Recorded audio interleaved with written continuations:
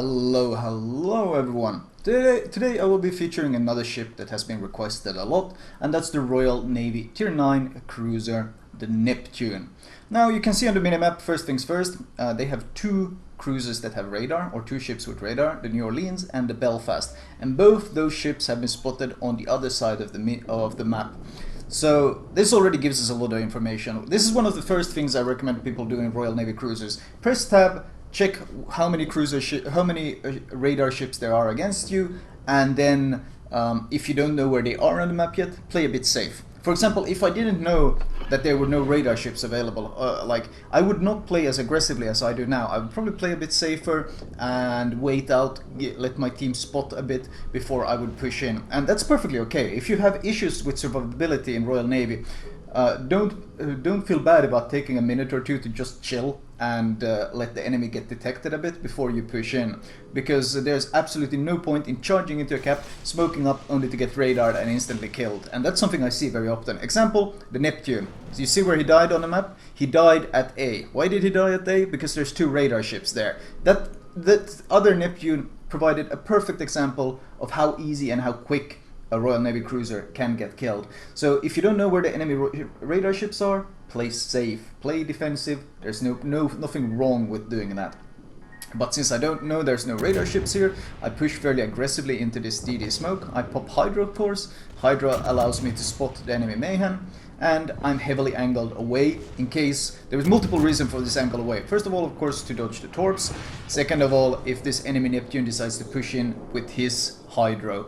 But most importantly is, of course, the angling against the torpedoes, which is why I prepared this way. And I know now that the Neptune has pushed in somewhere into the cap, and I know he's outside of my Hydra range, so I think I'm gonna reverse into the cap, and I am going to smoke up here. You can see this DD smoke is about to fade, because there's two battleships quite near me that I kind of want to harass. Be careful though, especially when you're this close to enemy battleships. When you're this very close to enemy battleships, be careful giving too much broadside. You kind of want to be quite angled. You see, as soon as I'm able to bring my guns to bear, I start angling. And I start angling heavily. Because if they do decide to blind fire you into the smoke, the Neptune, unlike the Edinburgh and the Fiji and all the Royal Navy cruisers that have come before it, the Neptune has a very large citadel, just like the Minotaur. And if people blind fire you in smokes, especially at close ranges, they can very easily citadel you. Hell, they can very easily devastate you. So whenever possible, remember that smoke does not make you invulnerable. Smoke is only a visual obstruction. So remember angling. Even when it feels like you're safe, you seem safe, you have full HP, you're in a smoke, everything looks good.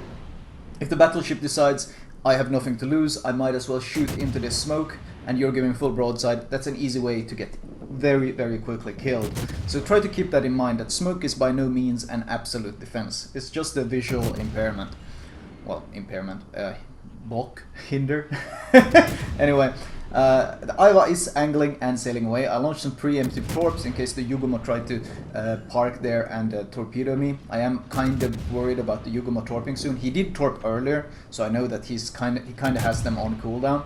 But I know there's a chance that they will probably have reloaded quite soon, and they might be arriving any second. I know he doesn't have torpedo reload because, of course, we can see his smoke right here. The Neptune is spotted on my right, but I want to get rid of this battleship first. As I was speaking, my timing is pretty damn perfect in this sense that I started moving just in time, and I managed to dodge the volley coming my way from the Yugomo. Well, most of it I do it one, but one torpedo isn't a big deal, and I do also kill him. So that's kind of timing. If you're uncertain about timing and you're not as used to basically knowing what the timings on enemy torps are, just play it safer than I do. There's no reason for you to sit in that smoke. It's perfectly okay to disengage every now and then. I feel like if you get the sense that, wow, I don't really feel that safe in this smoke, there's nothing wrong with going, well, let's just back off and play it a bit safer. That's perfectly okay. And if someone starts complaining at you because you're backing off a bit, just ignore them, because you are a very, very squishy cruiser, and Royal Navy cruisers in general tend to... They have huge damage potential, but they also get killed very, very easily. So if at any point you feel a bit unsafe, just disengage, and that's perfectly fine. I love the new animation for exploding ships. The way that Pensacola exploded was absolutely amazing. Anyway, Neptune is sailing away, so I'm gonna chase him, and in general I want to reposition. If you look at, for example, the Bismarck in North Carolina on my left flank, or well, on my east flank, they are kind of making the mistake of they're chasing these dudes into their spawn. And this is of course something I often highlight as a rookie mistake, but you still see it very often in high tier as well.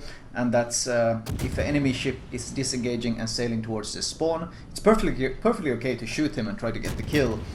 But when you find yourself leaving the objectives, when you find yourself leaving what wins you the game, that is the objective area, and you find yourself hunting that kill in spawn, most of the time you're committing a mistake. If you manage to kill him very quickly and it's not much of a detour and you manage to get back into the cap, it's not a big deal. But if you find yourself wasting minutes and minutes of time chasing them around in the cap, then instead of you chasing them away, they are in fact the ones that are leading you along. And instead of them being pushed out of the battle and being useless, you're kind of playing into their pocket by also being useless. So you're turning what is an advantage into a disadvantage by chasing too far. And that is something a lot of people don't really understand, that they don't know when it's time to disengage. And you can see, while I am giving a certain amount of chase to both of these ships, and while I am harassing them, I am still actually moving towards B, and I'm never really committing into sailing into their spawn. As opposed to the Yugumo, North Carolina, Bismarck that you see on my team that are straight up sailing straight towards their spawn, tunnel visioning quite heavily on only killing these enemy cruisers and not understanding that pushing this far into the enemy base leaves the risk of the rest of our forces being overwhelmed. Getting some good damage, he's angling a fair amount, so you can see 16 bounces, 25 pens, but overall, of course, the DPM of the Neptune is insane. The upgrade from Fiji to Edinburgh isn't really much of an upgrade, in the sense that yes, your ship gets better, but you don't really gain any additional DPM, your reload stays the same, but you face much harder matchmaking, and that can kind of be kind of jarring. There's a reason why a lot of people don't like the Edinburgh, and that's not because the Edinburgh is a bad ship, it's simply because you kind of feel like a Fiji being faced with much harder matchmaking. And there's of course also the reason that when you go into tier 8, tier 9, tier 10, the prevalence of things like long-range hydroacoustic search and radar especially becomes a lot more prevalent, and that's of course quite a hard adjustment to make. As you could see, this other Neptune who charged into the cap and got radared and killed, so that's something to keep in mind. If you don't see the radar cruisers, play it safe. Enemy radar cruiser in New Orleans here. If he keeps angled, well, you saw I launched torpedoes already. The idea here is if he keeps angled and keeps pushing me, as I kind of would expect him to do, since he can kind of shred me if he really wants to, he would hopefully run into those torpedoes. But he is in fact even broadside, so I'm more than happy to punish him for it. He will dodge the torps, but in return he will of course eat massive damage.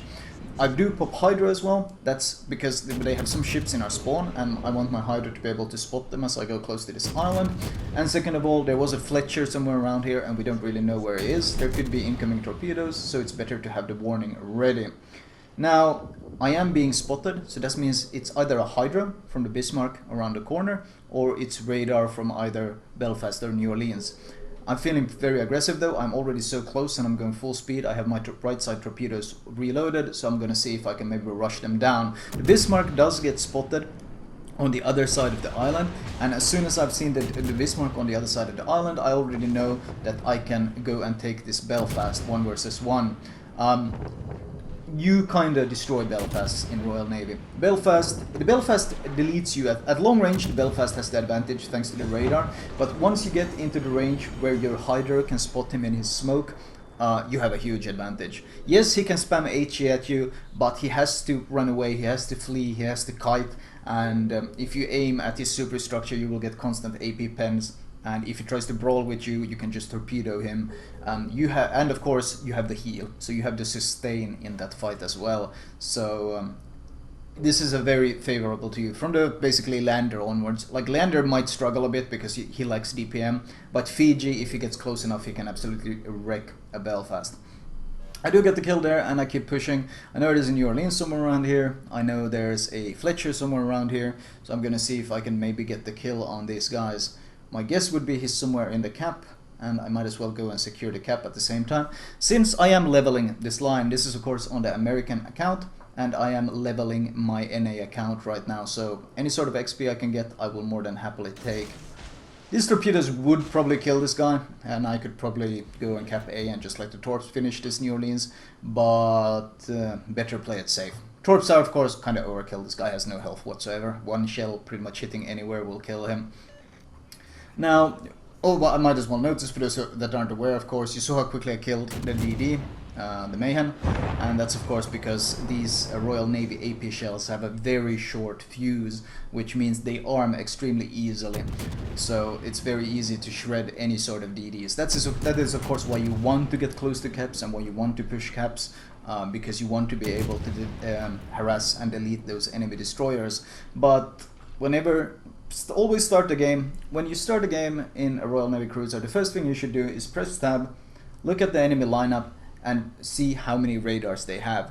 And once you know how many radars they have, try to keep track of them on the minimap. Try to keep an idea. As soon if you see some cruisers spotted on the minimap, you turn your vision that way to make them render. For example, if you don't have the names on the minimap, you just turn your camera that way so they render, so you get an idea of what ship they are. Because it's very important to keep track of the radars, especially if you're facing Russian cruisers. I, by the way, did a trick there. You notice that I went very far left and I shot. The idea behind that shot was to see if I got spotted or not. So that's why I randomly shot the island there. I didn't get spotted, which told me that the Bismarck is turning south, which is why I instantly turned south as well and chased him this way. So that's a neat little trick you can sometimes use. If you feel safe enough, you can shoot to increase your own detection to see if there's anyone around. Because if you get detected, then you kind of know where they are. If you don't get detected, then you also kind of know where they are, because you can eliminate all the areas where your concealment is expanding to. Anyway, the game does end. As I was saying though, Russian cruisers, especially tier 8, tier 9, tier 10, are especially scary because they have such long radar range. They have 11.7 kilometers of radar range, which of course is especially scary. Some of them, like the Chapaev, has only a 10.2 km concealment, so they can literally sneak up on you and radar you. So getting an idea where on the map they are before you push in and smoke is especially important. The game does end. The damage is pretty okay. Sadly, I didn't have time to finish the Bismarck or hunt him down for a Kraken, but Confederate and high caliber is of course always a good reward to get. 4 kills, 7 citadels, some cap defenses. I think I have a mission for those, one of the new Yamamoto missions. And looking at the team score, we have 2.7k base XP, which is pretty okay. This one I was the top tier though, so you have to keep that in mind. Games are always easier when you're top tier, pretty much regardless of what ship you play. The only exception to that rule is maybe the Kutuzov, because the Kutuzov does more damage if you face higher tiers because of fires, of course. But overall, a pretty solid game, and a bit more of an active game than you usually see in Neptunes, because usually you end up with a lot of passive stationary play in Royal Navy cruisers. But since I have the Neptune unlocked, I'll see if I could feature maybe a game where I'm up against tier 10s, since that's also something you face a lot. But that's for the future. Detailed report, not really too much tanking, 800k potential, which is pretty okay. There was probably most of it that was in torpedoes that I kept actively dodging. And no torpedo damage either. 32 launched, but that's not a big deal. You can kind of spam torps in this thing. 10 km torps, not something to be underestimated. And credits and XP, pretty okay. This was my daily win bonus, that's why I got some nice chunk of XP. Anyway, let's move on to my recommended build for this ship. Right, as usual, I will start with the modules. Now, both the range and the torpedo upgrade are fairly small upgrades, in the sense that you don't really get to use this maximum range too much on the Neptune because your shells are so floaty, and the torpedo upgrade is generally just a small damage upgrade that doesn't really change the way you play in any significant way. The hull upgrade is by far the most important one, because it gives you a nice chunk of health, it gives you better rudder shift, and of course it buffs your AA. So the choice here is pretty obvious. You upgrade your hull, you upgrade your range, and then finally you upgrade your torpedoes for that slight damage increase that can come in useful How does it actually affect concealment? No, it doesn't. So if you really wanted to skint out on XP and you wanted to save XP, you can even skip getting this torpedo upgrade, because ultimately the difference isn't significant. I mean, it's an additional 1.2k damage per torpedo, not exactly a big deal. Consumable wise, well, priority would probably be premium smoke, since it gives you an additional consumable, and of course reduces the cooldown. So you want to go with smoke, followed probably with heal, followed by repair, followed by hydro. If you can afford it, run all of them premium. It will end up costing you a fair amount of credits running all 4 consumables premium, but it's probably worth it in the long run. In fact, the credits you used for the consumables in the 90k, you'll probably make it back by simply having a significantly better game thanks to all the consumables. Upgrade wise, priority 1 is of course main armaments mod, followed by longer AA range. There's no point on cruisers going for the aiming system, and as I mentioned, the AA on this Neptune is fantastic, so increasing the range is very much worth it.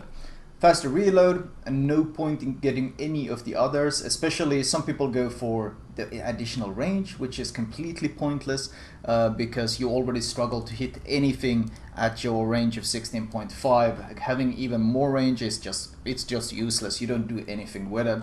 And here, of course, something I did slot in now is the improved hydro. In the past I was running the propulsion mod, I think, so I didn't lose engine from citadels as often.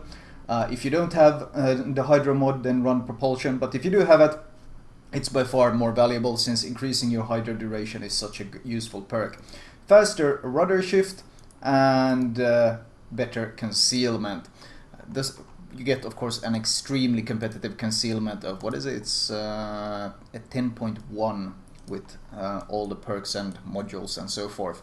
Captain perks wise, priority 1 is just like for all cruisers, priority target. You need to know how many people are targeting you and from where. Follow it up with adrenaline rush. You don't need expert marksman, and you shouldn't need last stand, so you can go straight for adrenaline rush. Follow it up with superintendent, that additional heal, additional smoke, additional hydro, super useful on the Neptune. And finally get concealment expert.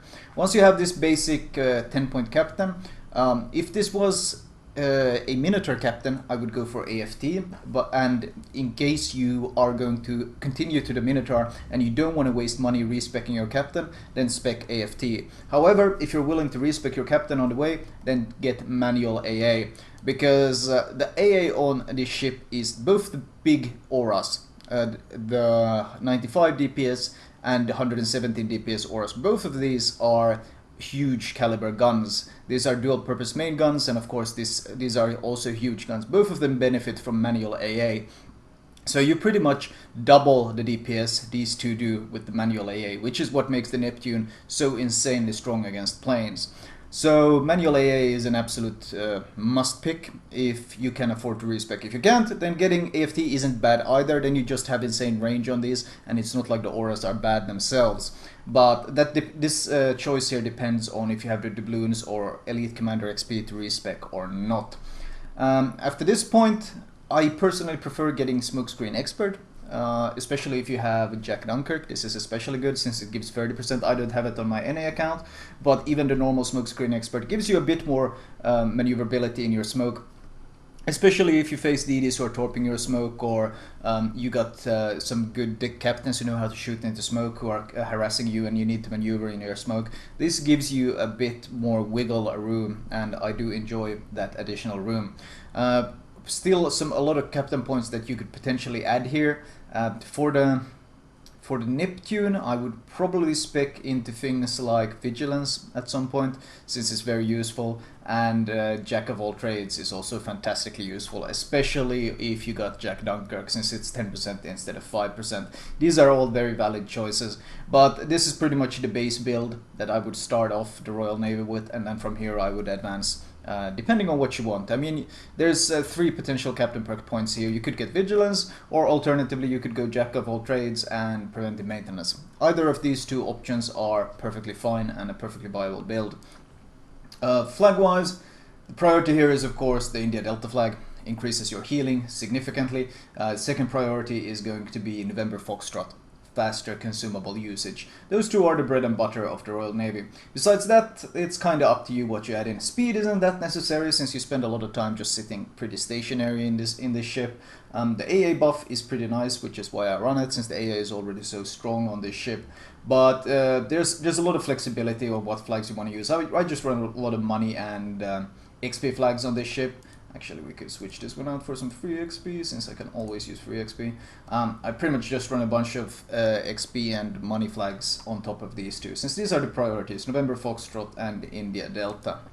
Anyway, that was my Neptune commentary. I will probably return to this ship at some point, since I am kind of leveling it. I'm not leveling it that actively, it's kind of like a side project. My goal, of course, on the American server is the United States cruisers, since these were voted very highly. And I am quite quickly approaching the Baltimore, so I'll be able to cover that one quite soon, hopefully. Anyway, that was my Neptune commentary. I hope you guys enjoyed it.